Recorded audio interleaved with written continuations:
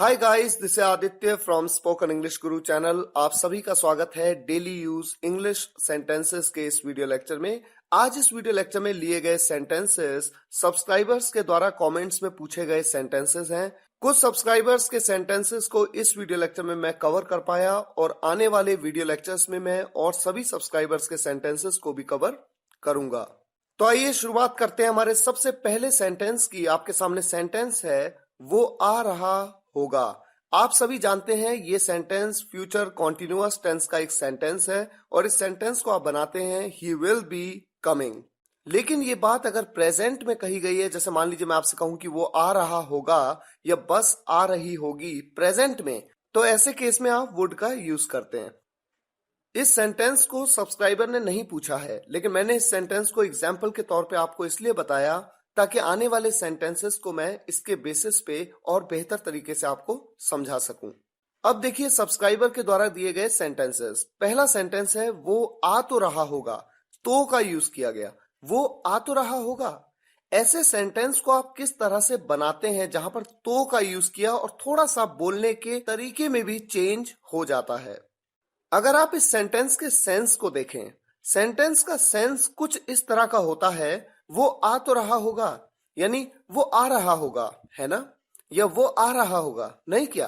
तो ऐसे सेंटेंसेस को हमेशा क्वेश्चन टैग्स के साथ बनाया जाता है। ये बात क्वेश्चन टैग्स के वीडियो लेक्चर में मैंने बताई भी है, जिसका लिंक डिस्क्रिप्शन में दिया गया है। सेंटेंस को बनाने का तरीका है, he would be coming, wouldn't he. आप में से जिन सब्सक्राइबर्स को ये नहीं पता है कि क्वेश्चन टैग्स को किस तरह से सेंटेंस में बनाया जाता है, तो इसके लिए लिंक जो डिस्क्रिप्शन में मैंने आपको दिया है, उस वीडियो लेक्चर को आप जरूर देखिए। मुझे उम्मीद है आप इस कॉन्सेप्ट को समझ पाएंगे। फिलहाल देखिए नेक्स्ट सेंटेंस सेम इसी तरह से, वो आ तो रहा है। He is coming, isn't he. वो आ तो गया है। ही हैज कम, हैजंट ही। वो आया तो था। ये पास्ट परफेक्ट टेंस का सेंटेंस है। He had come, hadn't he. Basically question tags में होता यह है कि जो हेल्पिंग वर्ब आप मेन सेंटेंस में यूज करते हैं, उसी हेल्पिंग वर्ब को क्वेश्चन टैग्स में यूज किया जाता है। और इस बात का ध्यान रखा जाता है कि अगर आपका मेन सेंटेंस अफर्मेटिव है तो क्वेश्चन टैग नेगेटिव होगा, और अगर नेगेटिव सेंटेंस है तो क्वेश्चन टैग पॉजिटिव होगा। फिलहाल देखिए नेक्स्ट सेंटेंस, मेरा मन हो रहा है मैं खाना खा लूं, यानी मैं फील कर रहा हूं कि मैं खाना खा लूं। तो देखिए इस सेंटेंस को आप किस तरह से बनाते हैं, I am feeling like eating the food. मेरा मन है कि मैं नहा लूं। ऐसे केस में देखिए मेरा मन है यानी मैं फील करता हूं, I feel like taking a bath. मेरा मन था कि मैं उसे आखिरी बार मिल लूं। इस सेंटेंस को आप बना सकते हैं, I was feeling like meeting her for the last time. या फिर इस सेंटेंस को इफेक्टिवली आप एक और तरीके से बना सकते हैं, I wanted to meet her for the last time. Next sentence, Archana अपना काम करते करते थक कर बैठ गई। इस सेंटेंस में अगर आप ध्यान दें, करते करते, किसी काम को करते करते थक कर बैठ गई, थकना, बैठना, करना, यहां पर 3 वर्ब्स का यूज हुआ है। इस सेंटेंस को आप इस तरह से बनाएंगे, Archana got tired doing her work and sat. Archana got tired, Archana थक गई, डूइंग हर वर्क, अपना काम करते हुए थक गई, एंड सैट यानी बैठ गई। पास्ट इंडेफिनिट टेंस में सेंटेंस है, इसीलिए यहां पर गेट की सेकंड फॉर्म गॉट का, और बैठने को आप कहते हैं सिट, सिट की सेकंड फॉर्म सैट का यूज किया गया है। पढ़ाई छोड़कर उसने खेती करना शुरू कर दिया। After living studies he started cultivating. यहां पर आफ्टर लिविंग स्टडीज, पढ़ाई छोड़कर, ही स्टार्टेड, उसने शुरू कर दिया या वो करने लगा। क्या करने लगा? खेती करना। खेती करना को आप कहते हैं कल्टीवेट, और चूंकि यहां पर कल्टीवेटिंग जेरंड फॉर्म का यूज किया गया है क्योंकि ऑब्जेक्ट में वर्ब आई है। जो मेन वर्ब है सेंटेंस की वो है स्टार्ट यानी शुरू करना। उसने फसल काटना शुरू कर दिया। फसल काटना सिंपली हार्वेस्ट का आप यूज कर सकते हैं, ही स्टार्टेड हार्वेस्टिंग। हालांकि यहां पर आप कह सकते हैं he started harvesting the crops. यहां पर क्रॉप्स आप कह सकते हैं फसल के लिए, लेकिन अगर आप नहीं भी कहते हैं तो अंडरस्टूड है, क्योंकि हार्वेस्ट का मतलब होता है फसल को काटना। नेक्स्ट सेंटेंस, मैं भैंसों को चारा डाल रहा हूं या खिला रहा हूं। बात एक ही है, सेंस बिल्कुल सेम है। तो देखिए इस सेंटेंस को आप किन किन तरीकों से बना सकते हैं। I am feeding the buffaloes, यानी मैं बफेलोस को, भैंसों को फीड कर रहा हूं। फीड करने का मतलब होता है खिलाना।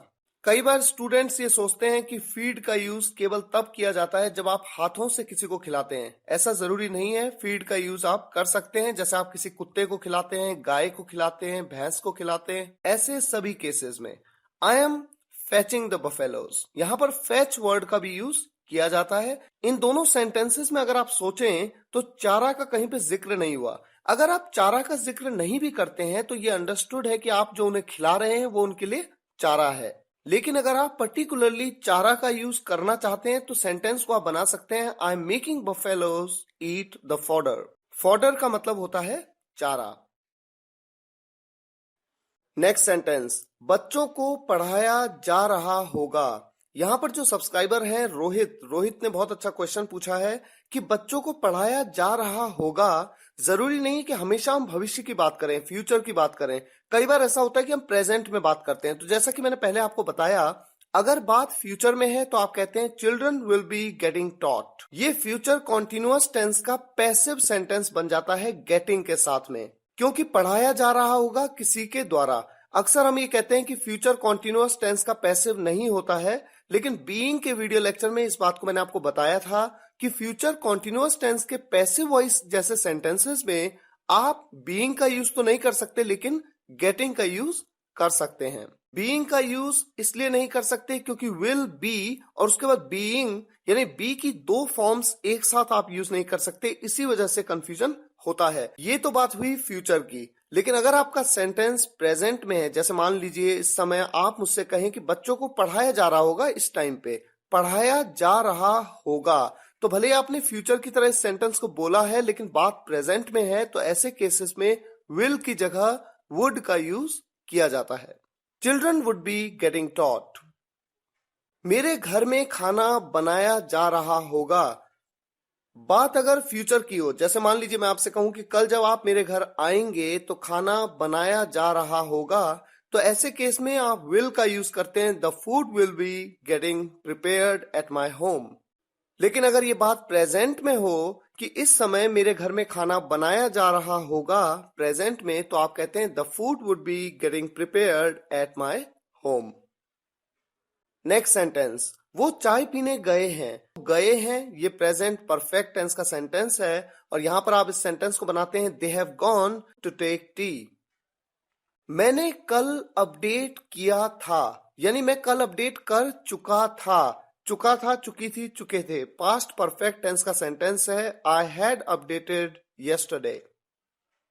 वो घर चला गया है, प्रेजेंट परफेक्ट टेंस का सेंटेंस है, और आप सेंटेंस को बनाते हैं he has gone to home. यहां पर आप चाहें तो कह सकते हैं ही हैज गॉन होम। यहां पर नेटिव्स दोनों तरह से यूज करते हैं, he has gone to home, he has gone home, दोनों ही ग्रामेटिकली करेक्ट हैं। ठंड से लोग मर मर के जी रहे हैं। जी रहे हैं इसका मतलब वो मरे नहीं है। सेंटेंस के सेंस के हिसाब से अगर आप सेंटेंस को बनाएं, people are living in such a terrible cold. Next sentence, मेरे पैर में चोट है, my leg is injured. Next sentence, हमने नहीं सोचा था कि वह खेलेगा। यहां पर दो सेंटेंसेस को जोड़ा गया है कंजंक्शन के द्वारा। कंजंक्शन है की, जिसके लिए आप यूज करते हैं दैट।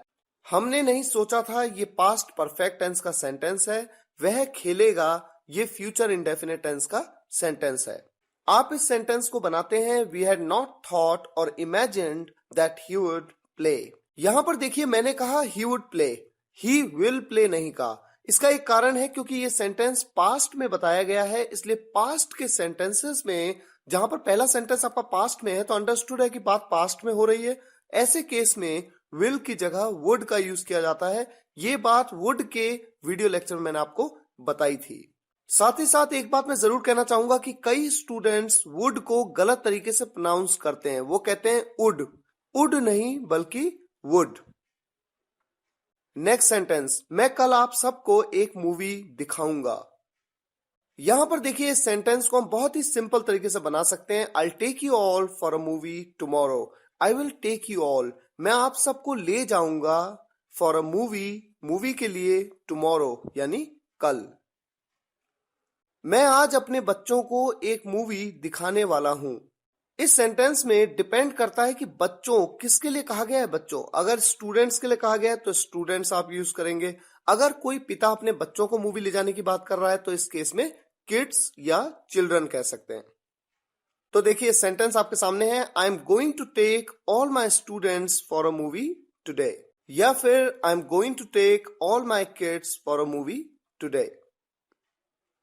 तो इस तरह से इस वीडियो लेक्चर में मैंने कुछ सब्सक्राइबर्स के सेंटेंसेस को इंक्लूड किया है। हालांकि मैं जानता हूं कई सेंटेंसेस अभी बाकी हैं जो आने वाले वीडियो लेक्चर्स में कवर किए जाएंगे। मुझे उम्मीद है ये वीडियो लेक्चर आपको पसंद आया होगा। फिर मुलाकात होगी नेक्स्ट वीडियो लेक्चर में कुछ और सेंटेंसेस के साथ। तब तक के लिए विदा लूंगा।